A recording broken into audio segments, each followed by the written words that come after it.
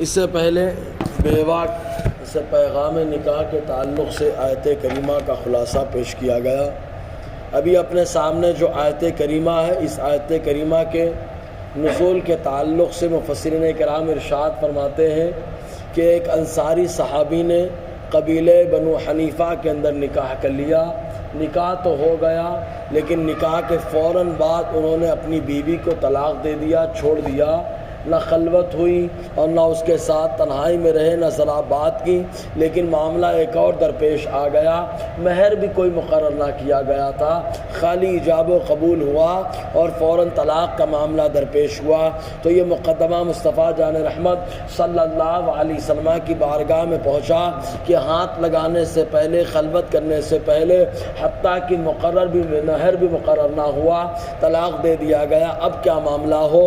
حضور صلی اللہ علیہ وسلم تھوڑا خاموش رہے، کیونکہ جب مصطفیٰ خاموش ہوتے ہیں تو اللہ تعالیٰ کوئی نہ کوئی آیت یا وحی کا نزول فرما دیتا ہے۔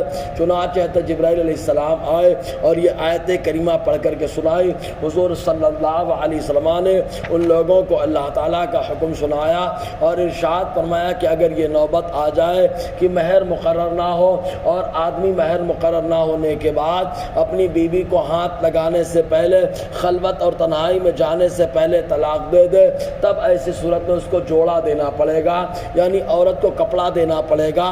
تو اللہ تعالیٰ کا حکم حضور صلی اللہ علیہ وسلم نے سنایا۔ اس طریقے سے کئی صورتیں بنتی ہیں۔ پہلی صورت یہ کہ مہر مقرر ہو، دوسری صورت یہ کہ مہر مقرر نہ ہو، اور جب مہر مقرر نہ ہو تو دو صورتیں پھر بنتی ہیں۔ ایک کہ شوہر جو ہے بیوی کو ہاتھ لگائے، اس کے بعد طلاق دے۔ ہاتھ لگانے سے مراد خلوت سیاح ہو جائے، تنہائی میں میاں بیوی جیسے تعلقات ہو، اور دوسری صورت یہ ہوتی ہے کہ مہر مقرر نہ ہو اور جو ہے تنہائی میں جانے سے پہلے ہی اس کو طلاق دے دے۔ اگر مہر مقرر نہ ہو تب ایسی صورت میں تنہائی میں جانے سے پہلے طلاق دیا تو تب جوڑا دینا پڑتا ہے، اور اگر مہر مقرر ہوئے بغیر تنہائی میں گئے، ملاقات کی اور اس کے بعد طلاق دے دیا، تب ایسی صورت میں مہر مثل کا آدھا دیا جاتا ہے۔ مہر مثل کیا ہے؟ وہ خاندان میں، اس لڑکی کے خاندان میں اس جیسی لڑکی کا جو مہر ہوگا وہی مہر جو ہے مہر مثل کہلاتا ہے۔ اب کن چیزوں میں اس لڑکی کی طرح دوسری لڑکی کو مانا جائے گا؟ خوبصورتی میں مانا جائے گا، دینداری میں مانا جائے گا، رہن سہن میں مانا جائے گا، اخلاق و کردار میں مانا جائے گا، تعلیم و تعلم کے اعتبار سے مانا جائے گا۔ جو خاندان کی دوسری لڑکی کا مہر ہوگا وہی مہر مثل کہلائے گا۔ بہرکیف تو مہر مقرر ہونے سے پہلے اگر طلاق دے دیا، اگر خلوت ہونے سے پہلے ہو تو جوڑا دیا جاتا ہے، اور اگر خلوت کے بعد ہو، تنہائی کے بعد ہو، تب ایسی صورت میں مہر مثل کا آدھا دیا جاتا ہے۔ اور اگر مہر مقرر کر دیا جائے، مہر مقرر کرنے کے بعد اب شوہر طلاق دے، تو آیا کس وقت اس نے طلاق دیا؟ ہاتھ لگانے سے پہلے یا ہاتھ لگانے کے بعد؟ اگر ہاتھ لگانے سے پہلے اس نے طلاق دے دیا، تب ایسی صورت میں جو مہر کی رقم ہے اس کا آدھا حصہ دیا جائے گا، جس کا ذکر آگے کی آیت میں ملتا ہے۔ اور اگر ہاتھ لگانے کے بعد اس کو طلاق دے دیا تو جو مہر ہوگا پورا کا پورا مہر دینا واجب ہوتا ہے۔ تو اللہ تبارک و تعالی ارشاد فرماتا ہے، لا جناح علیکم ان طلقتم النساء ما لم تمسوهن او تفرضوا لهن فریضہ۔ اللہ تعالیٰ فرماتا ہے تم پر کوئی گناہ نہیں ہے اگر تم اپنی بیویوں کو چھوڑ دو ہاتھ لگانے سے پہلے، اور اس کے ساتھ ساتھ اس کے لیے کوئی مہر مقرر نہ کرو، ومتعوهن ان کو جوڑا دے دو۔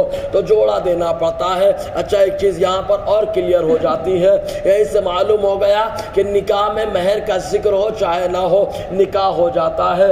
اس آیت کریمہ میں تو بتایا گیا، مہر مقرر بھی نہیں کیا گیا، ذکر ہونے کی تو 2 نمبر کی بات ہے، مہر مقرر ہی نہیں تھا اور اس کے بعد نکاح ہو گیا، پھر انہوں نے طلاق بھی دے دیا۔ تو مہر کا ذکر اگر لڑکی بولے کہ مہر کا ذکر کرو اس کے بعد اجازت دیں گے تو مہر کا ذکر کرنا ضروری ہوتا ہے، اور اگر لڑکی نے ضد نہ کیا تو مہر کا ذکر کرے مستحب ہے، نہیں کرے تو بھی نکاح ہو جاتا ہے۔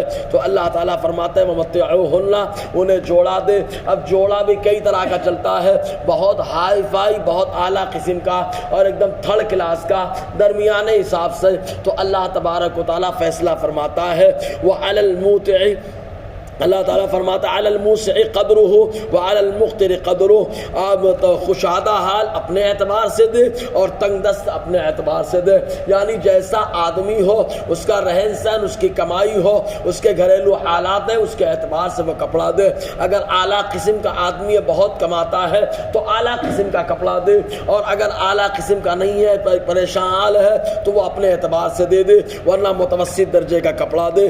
متاعا بالمعروف، بھلائی کے ساتھ کپڑا جو دینا ہے، تو جو معاشرے میں چل رہا ہے اس کے اعتبار سے دے۔